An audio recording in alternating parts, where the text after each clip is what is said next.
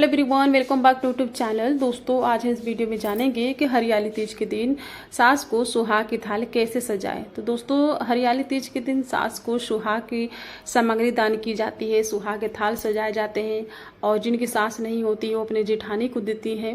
तो सुहाग के थाल में हमें क्या क्या चाहिए, किन सामग्री की जरूरत होती है और किन नियमों का पालन करना चाहिए, इसकी संपूर्ण जानकारी आज मैं आपके साथ इस वीडियो में शेयर करने वाली हूँ। तो दोस्तों, वीडियो पसंद आए तो लाइक कीजिएगा और चैनल पर नए हैं तो चैनल को सब्सक्राइब कर लीजिएगा। तो दोस्तों, इस वर्ष 2023 में हरियाली तीज 19 अगस्त को मनाई जाएगी। तो 19 अगस्त को हरियाली तीज का व्रत रखा जाता है और अपने से बड़े जेठानी को, सास को सुहाग के थाल दिए जाते हैं, दान किए जाते हैं। तो चलिए हम सास के थाल कैसे सजाते हैं वो देख लेते हैं। तो दोस्तों, जैसे कि हरियाली तीज होती है तो हरे रंग की साड़ी और हरे रंग का जैसे कि पेटीकोट हो गए और ब्लाउज का पीस हो गया। तो अगर आपकी सास हरे रंग की साड़ी नहीं पहनती है तो आप लाल भी दे सकते हैं, कोई जरूरी कंपलसरी नहीं है। उसके बाद हरे रंग की चूड़ियाँ, अगर लाल साड़ी दे रहे हैं तो लाल चूड़ी ले लीजिएगा, हरे रंग की साड़ी है तो हरे रंग की चूड़ियाँ। वैसे तो हरियाली तीज के दिन हरे साड़ी का ही दान किया जाता है।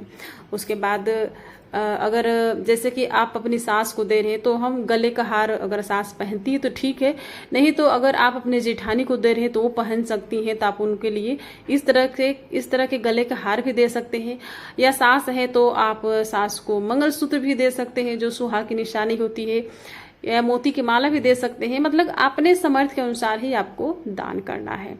तो उसके बाद जैसे कि बिंदी हो गई, सास बिंदी लगाती हैं, जेठानी लगाती हैं तो उनको देना है। फिर उसके बाद मेहंदी जरूरी होती है, मेहंदी लगा करके हम पूजा करते हैं तो मेहंदी।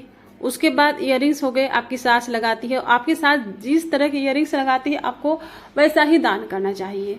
अगर वो टॉप्स पहनती है तो टॉप्स ले लीजिएगा, मतलब कि अपने समाज के अनुसार आप वो जैसा पहनती है उसके हिसाब से। उसके बाद जैसे कि रबर बैंड हो गए तो आप इनमें से एक रबर बैंड दान कर दीजिएगा, कोई जरूरी नहीं है कितने सारे रबर बैंड, कोई एक रबर बैंड ले लीजिएगा। उसके बाद अगर क्लेचर पहनती है तो क्लेचर ले लीजिएगा, और जेठानी को देना है तो जेठानी तो नहीं होती है, ये सब तो चीजें पहन सकती हैं। उसके बाद सिंदूर हो गए, जो सिंदूर तो कंपलसरी होती है तो ये तो देना ही देना है। उसके बाद काजल, सास तो काजल नहीं लगाती लेकिन जेठानी तो लगाती है तो उनको काजल दे देंगे। फिर से अगर लिक्विड वाली सिंदूर लगाती है या सूखा लगाती है तो लिक्विड दे दीजिएगा, सूखा लगाती है तो सूखा दे दीजिएगा। उसके बाद जैसे कि लिपस्टिक हो गई, सास नहीं लगाती होंगी लिपस्टिक तो जेठानी तो लगाती है, उनको दे दीजिएगा। फिर कुमकुम हो गए, अगर आप कुमकुम कंपलसरी नहीं है, आपका सामर्थ्य है तो दे दीजिएगा। नेल पॉलिश हो गए, और उसके बाद लास्ट में दक्षिणा तो देना ही देना है। दक्षिणा बिना आपका दान अधूरा माना जाएगा, तो आप अपने सामर्थ्य के अनुसार दक्षिणा जरूर दीजिएगा।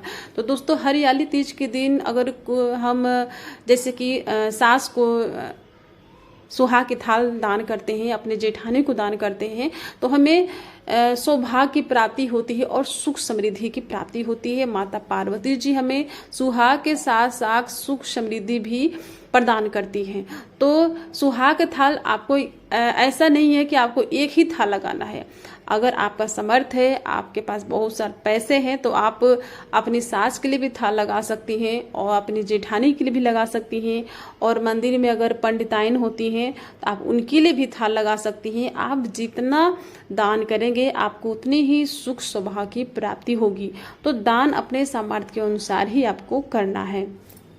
और दोस्तों, सुहाग की थाल दान करते समय अपने सर पे पल्लू रख करके और दोनों हाथों से दान करना चाहिए। दान करने के बाद अपने सामर्थ्य के अनुसार 10, 11, 21, 108 अपने सामर्थ्य के अनुसार आपको दक्षिणा देनी चाहिए। और उसके बाद अपनी सास को या जेठानी है तो जेठानी को, या पंडिताइन है तो पंडिताइन को पाँव छोड़कर छू करके और प्रणाम करके उनसे आशीर्वाद लेना चाहिए। तो इस तरह से दान करना चाहिए।